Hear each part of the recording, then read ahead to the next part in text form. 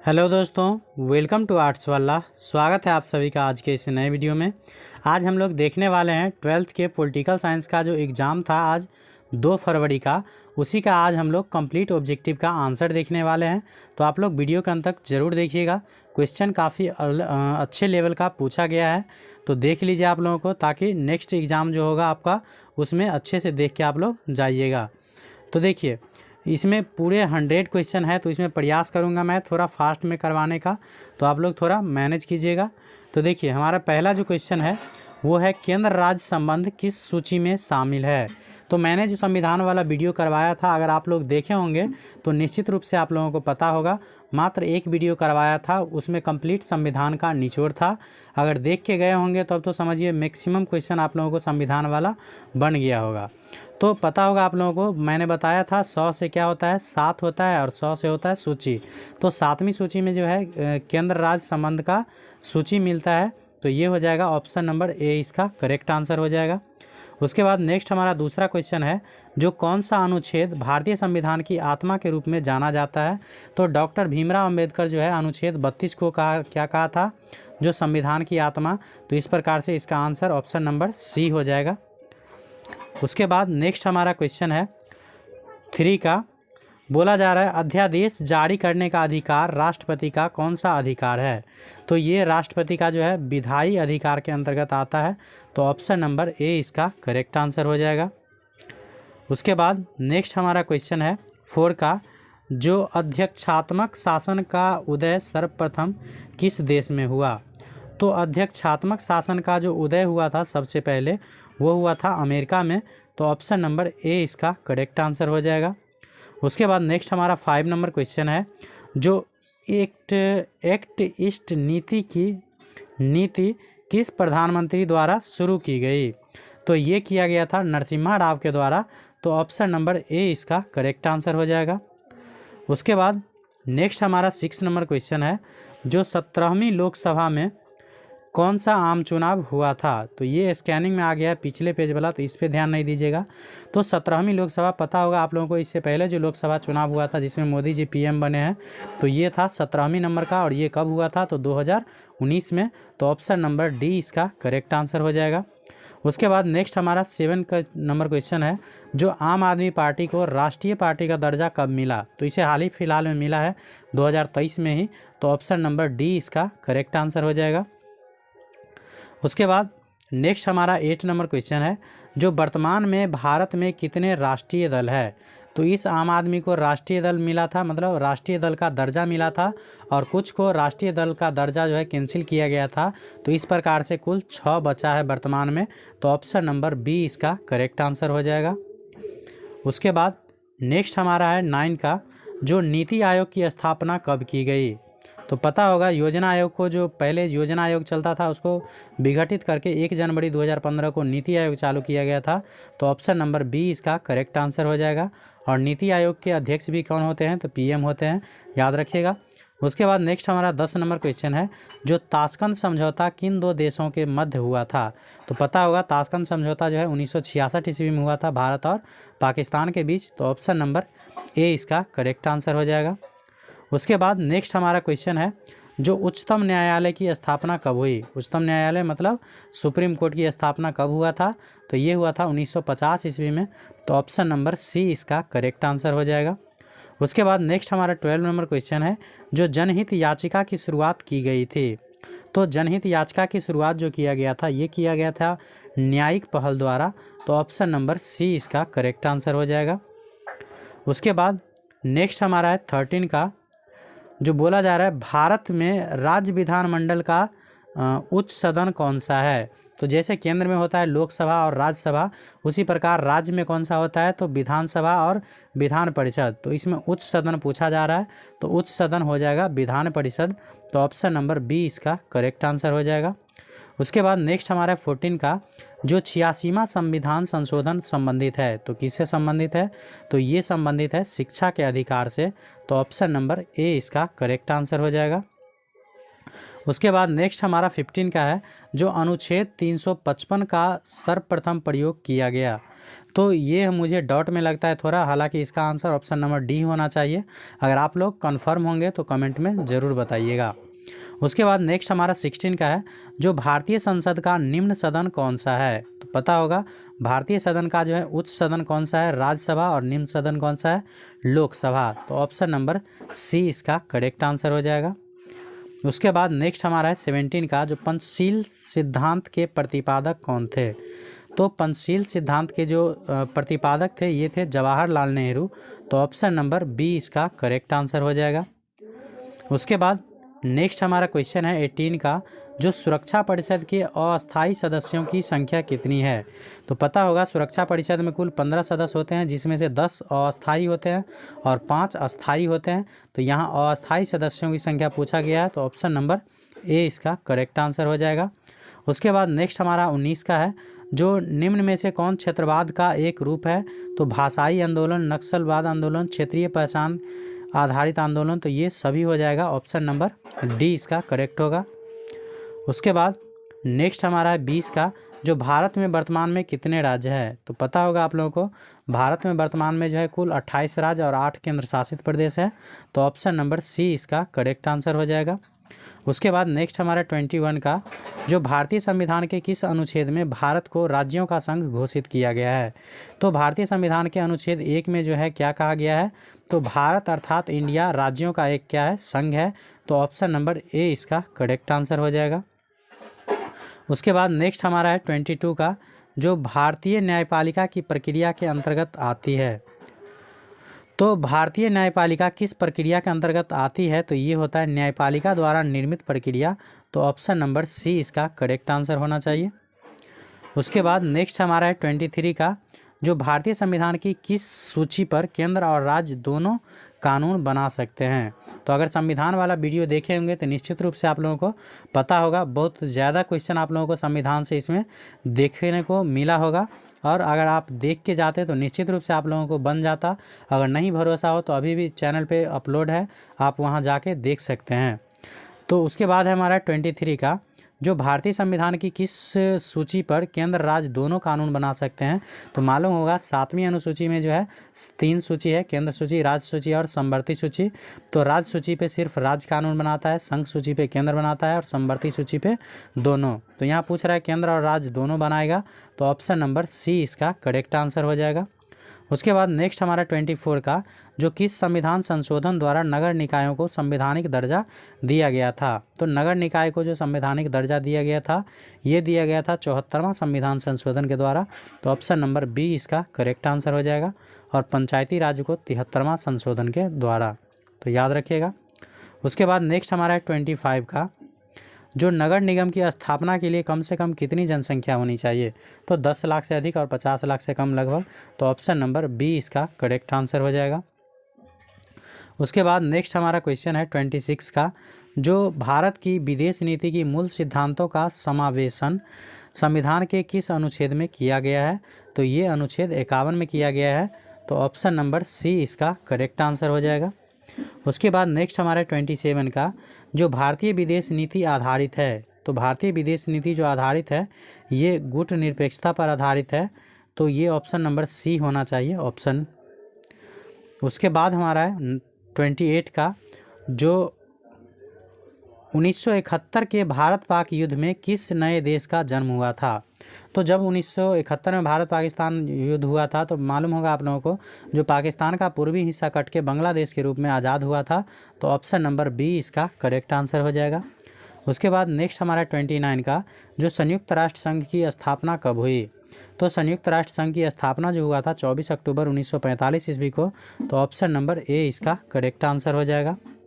उसके बाद नेक्स्ट हमारा 30 का, जो संयुक्त राष्ट्र महासभा का मुख्यालय कहाँ स्थित है। तो संयुक्त राष्ट्र सभा का मुख्यालय है न्यूयॉर्क में। तो ऑप्शन नंबर ए इसका करेक्ट आंसर हो जाएगा। उसके बाद नेक्स्ट हमारा है 31 का, जो संपत्ति के अधिकार को कानूनी अधिकार कब बनाया गया। तो ये बनाया गया था 74वां संविधान संशोधन 44वां संविधान संशोधन 1978 में। तो ऑप्शन नंबर बी इसका करेक्ट आंसर हो जाएगा। अगर वीडियो पसंद आ रहा हो तो लाइक ज़रूर कर दिया कीजिए और अपने दोस्तों के साथ इसे शेयर भी ज़रूर कर दीजिएगा, ताकि आपका दोस्त आंसर मिला के सहमति हो सकते हैं जो हमको कितना मार्क्स आ रहा है ऑब्जेक्टिव में। उसके बाद नेक्स्ट हमारा 32 का, जो निम्न में से किस देश ने दोहरी नागरिकता का सिद्धांत स्वीकार नहीं है। तो पता होगा आप लोगों को अपना जो देश है भारत, इसमें क्या है तो एकहरी नागरिकता व्यवस्था है, तो इसका आंसर ऑप्शन नंबर ए हो जाएगा। उसके बाद नेक्स्ट हमारा 33 का, जो मौलिक अधिकारों से संबंधित है। तो मौलिक अधिकार जो है भाग 3 अनुच्छेद 12 से 35 में है, तो ऑप्शन नंबर ए इसका करेक्ट आंसर हो जाएगा। उसके बाद नेक्स्ट हमारा क्वेश्चन है 34 का, बोला जा रहा है निम्न में से कौन मौलिक अधिकारों का संरक्षक है। तो मौलिक अधिकार को जो संरक्षक माना जाता है सर्वोच्च न्यायालय को, तो ऑप्शन नंबर डी इसका करेक्ट आंसर हो जाएगा। उसके बाद नेक्स्ट हमारा 35 का, जो नीति निर्देशक सिद्धांतों का उद्देश्य है, तो ये है सामाजिक आर्थिक लोकतंत्र की स्थापना करना, तो ऑप्शन नंबर सी इसका करेक्ट आंसर हो जाएगा। उसके बाद नेक्स्ट हमारा 36 का, जो राज्य के नीति निर्देशक सिद्धांतों का उल्लेख है, तो भाग 4 का अनुच्छेद 36 से 51, तो ऑप्शन नंबर बी इसका करेक्ट आंसर हो जाएगा। उसके बाद नेक्स्ट हमारा है 37 का, जो भारतीय संविधान में कितने मौलिक कर्तव्यों का उल्लेख है। तो भारतीय संविधान में जो है कुल 11 मौलिक कर्तव्यों का उल्लेख है, और 11वां क्या है तो 6 से 14 वर्ष के बच्चों को जो निःशुल्क शिक्षा दिया जाता है, वही है हमारा 11वां मौलिक कर्तव्य। उसके बाद नेक्स्ट हमारा 38 का, जो कौन सा अनुच्छेद मंत्रिमंडल की नियुक्ति व पदच्युत से संबंधित है। तो ये हो जाएगा अनुच्छेद 75, तो ऑप्शन नंबर डी इसका करेक्ट आंसर हो जाएगा।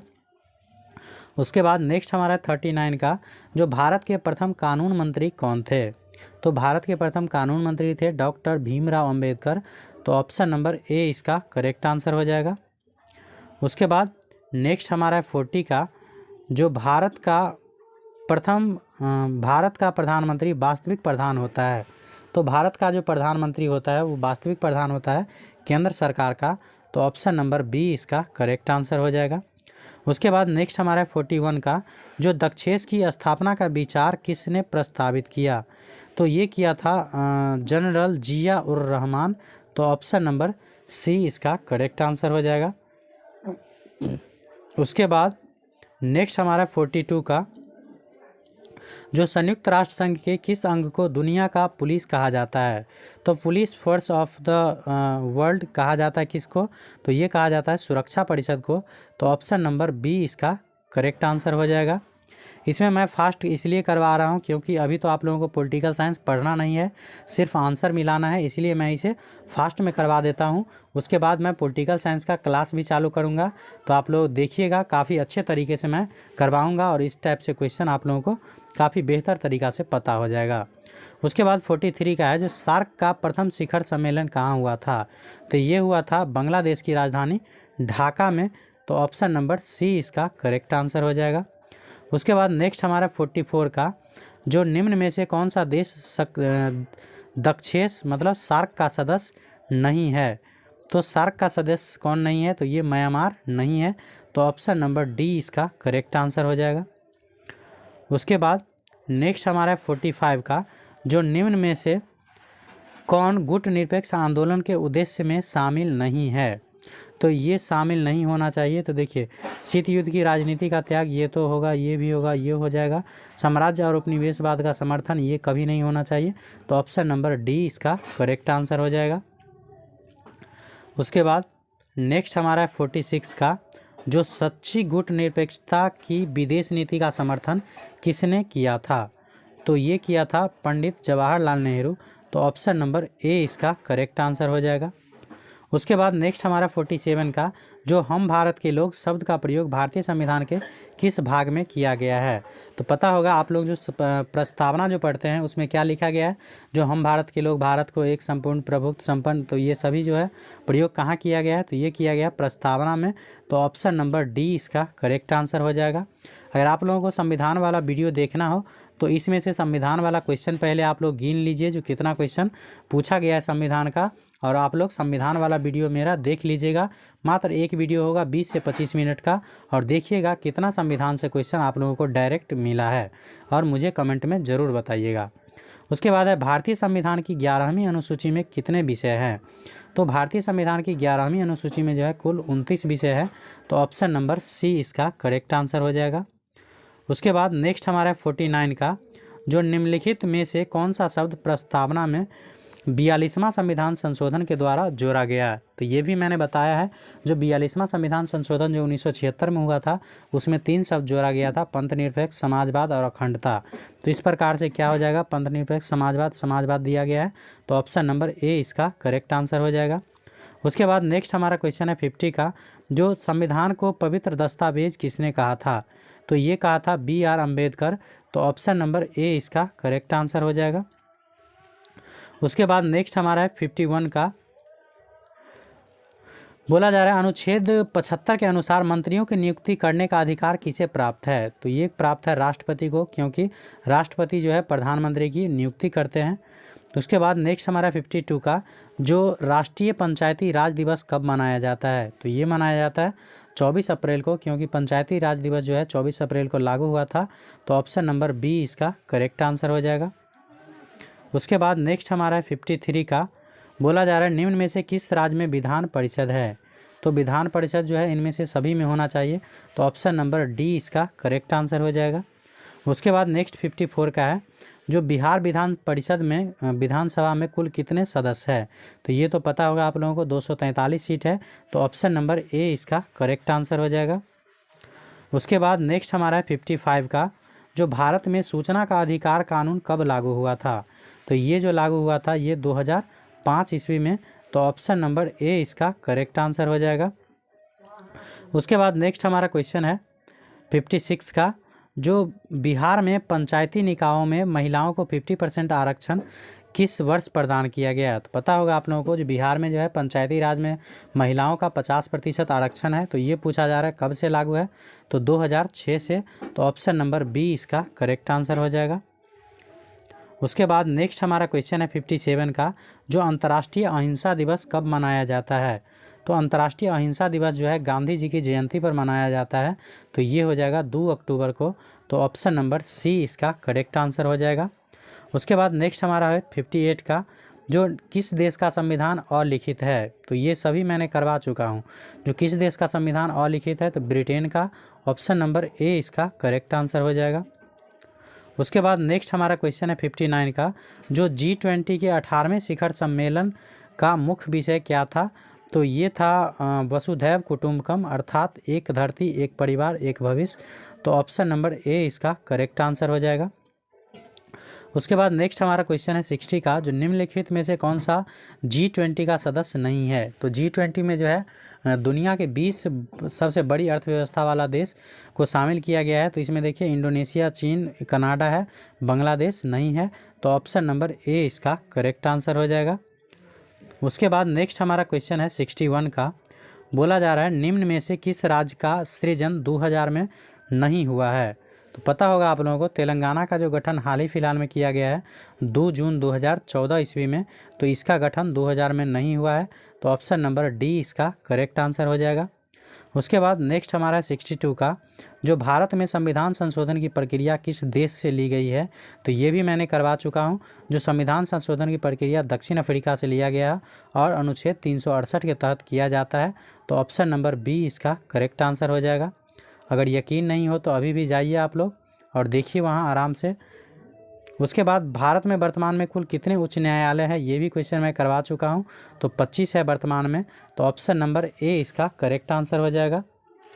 उसके बाद नेक्स्ट क्वेश्चन हमारा है, जो साफ्टा की स्थापना कब हुई थी। तो साफ्टा का जो स्थापना हुआ था मेरे हिसाब से 2006 होना चाहिए। तो ऑप्शन नंबर बी इसका करेक्ट आंसर हो जाएगा। उसके बाद नेक्स्ट हमारा क्वेश्चन है 65 का, जो भारत किस तरह का गणतंत्र है। तो भारत जो है ये किस तरह का गणतंत्र है। तो समाजवाद, धर्मनिरपेक्ष, संप्रभु। तो इनमें से सभी हो जाना चाहिए। ऑप्शन नंबर डी इसका करेक्ट आंसर हो जाएगा। उसके बाद नेक्स्ट क्वेश्चन 66 का है, जो अंतर्राष्ट्रीय श्रम संगठन एक विशिष्ट अभिकरण है। तो किसका एक विशिष्ट अभिकरण मतलब अंग है। तो ये संयुक्त राष्ट्र संघ का बोल सकते हैं। तो ऑप्शन नंबर सी इसका करेक्ट आंसर हो जाएगा। उसके बाद नेक्स्ट क्वेश्चन हमारा है 67 का, जो अंतर्राष्ट्रीय परमाणु ऊर्जा अभिकरण की स्थापना कब हुई? तो अंतर्राष्ट्रीय परमाणु ऊर्जा अभिकरण की स्थापना जो है 1957 में हुआ था। तो ऑप्शन नंबर बी इसका करेक्ट आंसर हो जाएगा।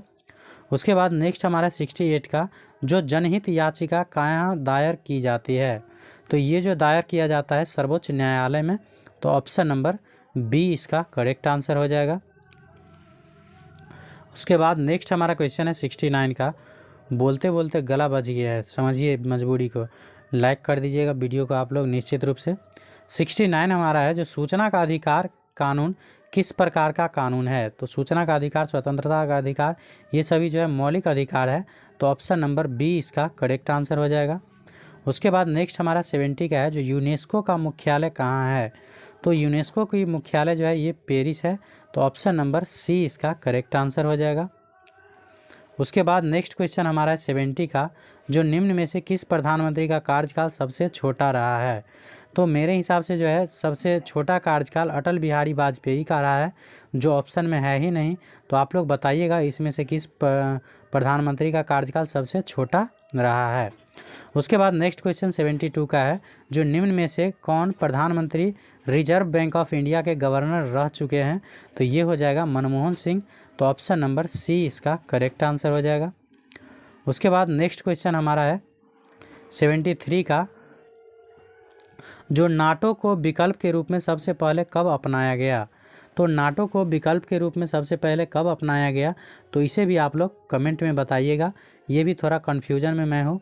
उसके बाद हमारा है 74 का, जो भारत और पाकिस्तान के बीच विवाद का मुख्य कारण क्या है? तो ये सीमा विवाद भी है, आतंकवाद भी है, जल विवाद भी है, पता होगा सिंधु जल समझौता के लेके। तो ऑप्शन नंबर डी हो जाएगा इनमें से सभी। उसके बाद हमारा 75 का, जो कारगिल विजय दिवस कब मनाया जाता है? तो कारगिल जो विजय हुआ था ये हुआ था 26 जुलाई को। तो ऑप्शन नंबर ए इसका करेक्ट आंसर हो जाएगा। प्रत्येक वर्ष हम लोग 26 जुलाई को क्या मनाते हैं? तो कारगिल दिवस, क्योंकि कारगिल जो युद्ध हुआ था भारत और पाकिस्तान के बीच 1999 में, तो ये जीत हमारी हुई थी 26 जुलाई को। उसके बाद हमारा 76 का, जो भारत के किस राष्ट्रपति ने पॉकेट वीटो का प्रयोग किया था? तो ये किया था ज्ञानी जैल सिंह। तो ऑप्शन नंबर बी इसका करेक्ट आंसर हो जाएगा। उसके बाद नेक्स्ट क्वेश्चन हमारा है, जो नक्सलवाद की शुरुआत कहाँ से हुई थी? तो नक्सलवाद की शुरुआत जो है सर्वप्रथम हुआ था पश्चिम बंगाल से। तो ऑप्शन नंबर बी इसका करेक्ट आंसर हो जाएगा। उसके बाद नेक्स्ट हमारा 78 का, जो राष्ट्र निर्माण के मार्ग में बाधाएं क्या है? तो राष्ट्र निर्माण के मार्ग में जो है क्षेत्रवाद भी बाधा है, भाषाओं की विविधता भी एक प्रकार की बाधा है, और जातिवाद भी है। तो ऑप्शन नंबर डी हो जाएगा इनमें से सभी। उसके बाद नेक्स्ट क्वेश्चन हमारा 79 का, जो संपूर्ण क्रांति का नारा किसने दिया था? तो ये तो पता होगा आप लोगों को, जो संपूर्ण क्रांति का नारा दिया था जयप्रकाश नारायण ने। तो ऑप्शन नंबर बी इसका करेक्ट आंसर हो जाएगा। उसके बाद नेक्स्ट हमारा 80 का, जो बिहार के प्रथम राज्यपाल कौन थे? तो बिहार के प्रथम राज्यपाल थे जयराम दास दौलत राम। तो ऑप्शन नंबर ए इसका करेक्ट आंसर हो जाएगा। अगर बिहार के प्रथम मुख्यमंत्री आप लोगों को पता हो तो उसे आप लोग कमेंट में बताइएगा। उसके बाद नेक्स्ट हमारा 81 का, जो वर्तमान में संयुक्त राष्ट्र संघ के कितने सदस्य हैं? तो वर्तमान में जो है संयुक्त राष्ट्र संघ के कुल 193 सदस्य हैं। तो ऑप्शन नंबर बी इसका करेक्ट आंसर हो जाएगा। उसके बाद नेक्स्ट हमारा क्वेश्चन है, जो संयुक्त राष्ट्र संघ के महासचिव का कार्यकाल क्या है? तो ये होता है 5 वर्षों के लिए। तो ऑप्शन नंबर सी इसका करेक्ट आंसर हो जाएगा। उसके बाद नेक्स्ट हमारा क्वेश्चन है 83 का, जो संयुक्त राष्ट्र संघ का सबसे नया सदस्य कौन सा है? तो संयुक्त राष्ट्र संघ का सबसे नया सदस्य जो है ये हो जाएगा दक्षिणी सूडान। तो ऑप्शन नंबर बी इसका करेक्ट आंसर हो जाएगा। उसके बाद नेक्स्ट हमारा 84 का, जो संयुक्त राष्ट्र संघ की स्थापना का मुख्य उद्देश्य क्या था? तो दूसरा विश्व युद्ध जब हुआ था उसके बाद संयुक्त राष्ट्र संघ की स्थापना जो किया गया था, मेनली किया गया था विश्व शांति और सुरक्षा के लिए, ताकि भविष्य में कभी तीसरा विश्व युद्ध ना हो, क्योंकि दुनिया 2 विश्व युद्ध देख चुका था, और जब विश्व युद्ध होता है तो दुनिया के प्रत्येक देश इससे प्रभावित होते हैं। इसलिए संयुक्त राष्ट्र संघ की स्थापना किया गया था, ताकि भविष्य में ऐसा कभी दूसरा युद्ध ना हो। तो ऑप्शन नंबर सी इसका करेक्ट आंसर हो जाएगा।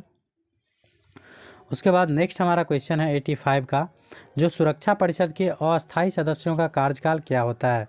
तो पता होगा सुरक्षा परिषद के जो अस्थायी सदस्य होते हैं 10, इसमें से मतलब प्रत्येक 2 वर्ष पर 1/3 शायद हटते हैं। तो ऑप्शन नंबर बी इसका करेक्ट आंसर हो जाएगा। उसके बाद नेक्स्ट हमारा 86 का, जो गुटनिरपेक्ष देशों का समूह एक संगठन है, तो ये बोल सकते हैं विश्व के मतलब तृतीय विश्व के देशों में। तो ऑप्शन नंबर सी इसका करेक्ट आंसर हो जाएगा।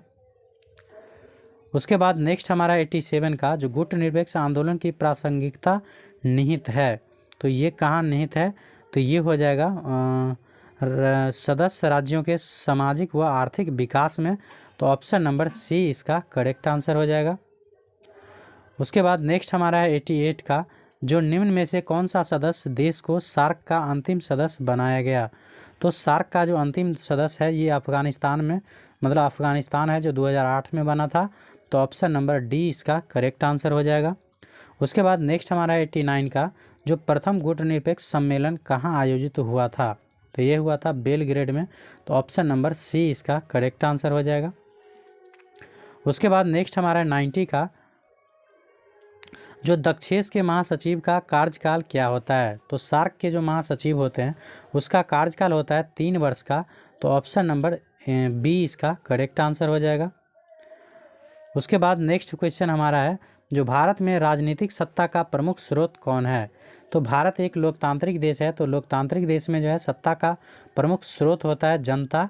तो ऑप्शन नंबर ए इसका करेक्ट आंसर हो जाएगा। उसके बाद नेक्स्ट हमारा 92 का, जो निम्नलिखित में से कौन भारतीय राजनीतिक व्यवस्था की विशेषता नहीं है। तो भारतीय राजनीतिक व्यवस्था की विशेषता कौन नहीं है, तो स्वतंत्र न्यायपालिका है, संघात्मक व्यवस्था है, संसदनात्मक मतलब सरकार भी है, अध्यक्षात्मक नहीं है, ये अमेरिका में है। तो बोल रहा है कौन नहीं है, तो ऑप्शन नंबर सी इसका करेक्ट आंसर हो जाएगा। उसके बाद नेक्स्ट हमारा है 93 का, जो भारत के संदर्भ में निम्न में से कौन धर्मनिरपेक्ष शब्द का सही भाव व्यक्त करता है। तो भारत में धार्मिक विविधता है, ये बात सही है। भारत में राज्य का कोई धर्म नहीं है, सही है।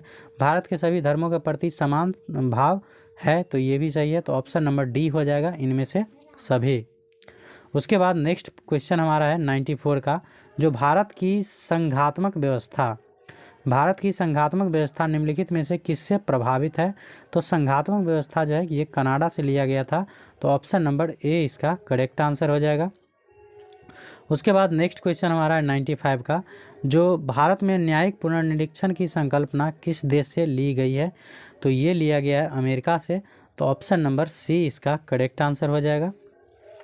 उसके बाद नेक्स्ट हमारा 96 का, जो पंचायती राज निम्न में से किस सूची में शामिल है। तो पंचायती राज जो है ये हो जाएगा राज्य सूची में। तो ऑप्शन नंबर सी इसका करेक्ट आंसर हो जाएगा। उसके बाद नेक्स्ट हमारा 97 का, जो किस अनुसूची में दल बदल विरोधी कानून बनाया गया। तो ये बनाया गया था, मैंने बताया था 10 से 10 और 10 से दल बदल। तो 10वीं अनुसूची में दल बदल।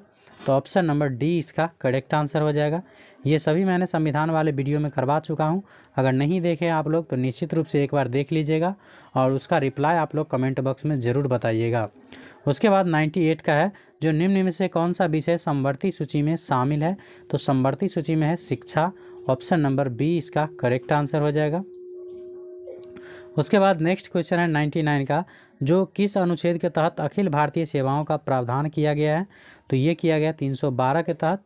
तो ऑप्शन नंबर सी इसका करेक्ट आंसर हो जाएगा। उसके बाद नेक्स्ट क्वेश्चन हमारा है 100 का और इसका लास्ट क्वेश्चन, जो मौलिक अधिकार क्या है। तो मौलिक अधिकार जो है ये वाद योग है। तो ऑप्शन नंबर ए इसका करेक्ट आंसर हो जाएगा। वाद योग का मतलब है जिसे हम लोग न्यायालय में ले जाया जा सकता है। तो इस प्रकार से मैंने आज के पॉलिटिकल साइंस के पूरे 100 क्वेश्चन का ऑब्जेक्टिव का सॉल्यूशन बता दिया है। तो आप लोग निश्चित रूप से बताइएगा जो आप लोगों को यह वीडियो कैसा लगा। अगर नेक्स्ट इसी प्रकार के चाहते हैं वीडियो देखना तो चैनल को सब्सक्राइब कर लीजिएगा और अपने दोस्तों के साथ शेयर ज़रूर कर दीजिएगा अगर आंसर करेक्ट लगा हो तो। Thank you for watching.